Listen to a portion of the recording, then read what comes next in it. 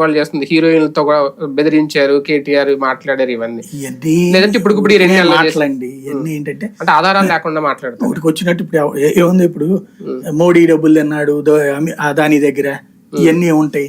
Heroine ఏ heroine వీళ్ళకి చెప్తే గనక చెప్పాలి. అదే ఆయన అదే అడిగాడు ఆధారాలు బయట అంతే. అంటే ఇవన్నీ ఏంటంటే ఇప్పుడు ఏమవుతుందంటే అక్కడ గవర్నమెంట్ ఫెయిల్ అయ్యింది. 100 రోజుల్లోపు ఇస్తానన్నటువంటి రుణమాఫీ చేయలేదు. తర్వాత ఇప్పుడు కేసీఆర్ ఫార్ములాని ఇప్పుడు కాంగ్రెస్ ఫాలో అవుతుంది. అక్కడ కేసీఆర్ ఫార్ములా ఏంటి, నెగిటివ్ వస్తున్న ప్రతిసారి ఒక వివాదాన్ని ఆయనే సృష్టిస్తాడు. ఉస్మానియా యూనివర్సిటీలో ఇల్లు కడతాం ఫ్రీగా, లేకపోతే ఇంకో యూనివర్సిటీలో కడతామంటాడు. దానికి వ్యతిరేక ఉద్యమాలు జరుగుతూ ఉంటాయి. అందరూ దాని మీద చర్చించుకుంటూ ఉంటారు. అసలు సమస్య పక్క వెళ్ళిపోతుంది.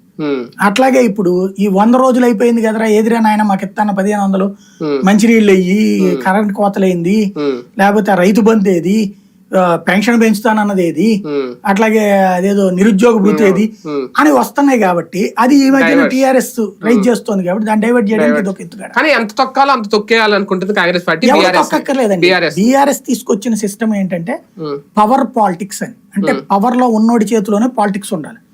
కాబట్టి ఇప్పుడు వీళ్ళు పవర్ లో లేరు కదా, కేంద్రంలోనూ రారు, రాష్ట్రంలోనూ రారు ఇంకో 5 ఏళ్ల దాకా. కాబట్టి 5 ఏళ్ళు వీళ్ళ దగ్గర ఉండే ఉపయోగం ఏంటని ఆయనే నేర్పాడు. నువ్వు నేర్పిన విద్య నేర్పేస్తుంది.